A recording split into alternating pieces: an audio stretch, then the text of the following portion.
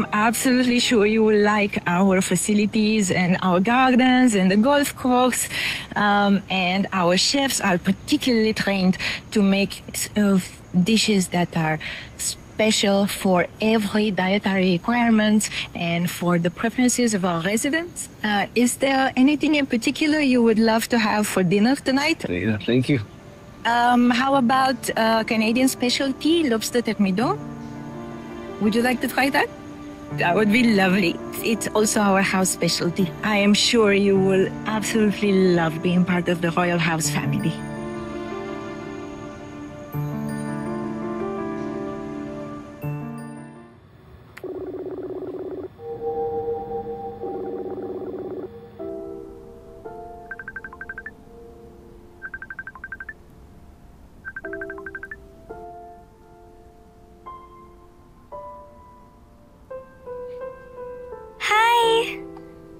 Hello, Jessica.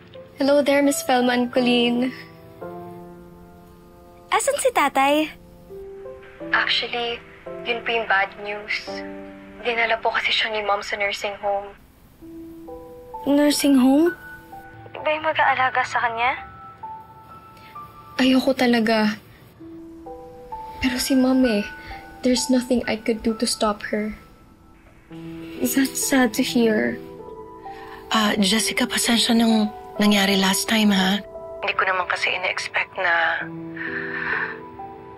nasasagutin ni Noah yung tawag mo. I think kasalanan ko din po. Hindi na po kasi talaga ako pinayagan ni Mom na tawagan kayo, but I disobeyed her. Actually, that time po, pagkatabi kami ni Dad, I was calling on his behalf. Actually, gusto niya lang po talagang mag-sorry for all the pain he has caused you.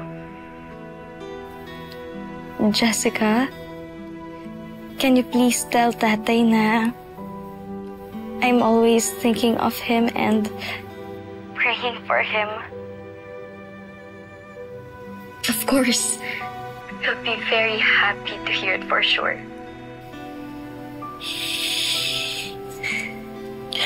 Jessica, salamat ha. Till our next. Jessica, wait. I have a favor to ask.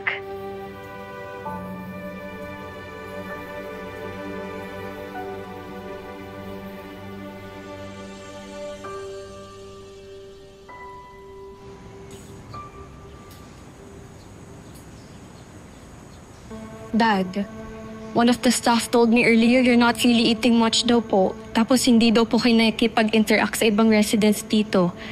They said you just stay in your room. Anak, naninibago pa kasi ako. Hindi pa kasi ako nakakapag-adjust Wait, Dad. I have something to show you po pala. It's a surprise. Dad. Hi po, tatay. Yan, kamusta po kayo?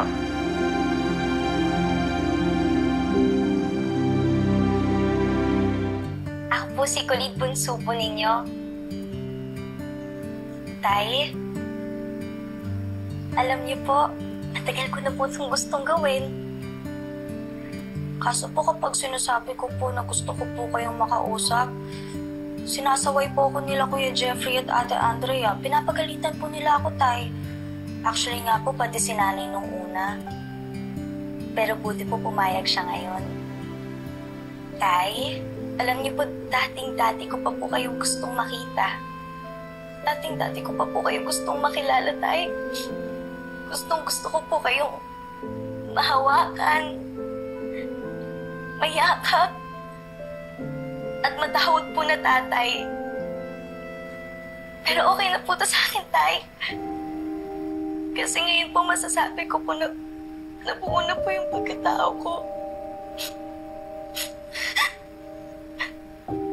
Alam niyo po, umaasa pa rin po ako na mangyayari po yung dream ko. Kaya, Tay, magpagaling po kayo, ha? Magpalakas po kayo, tapos mag-iingat po kayo palagi para matupad po yung pagkikita natin. Mahal ko po kayo, Tay. Hihintayin ko po yung araw na yun.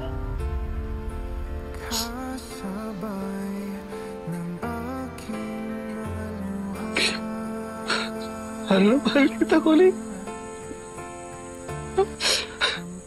Mahal ka ni tatay.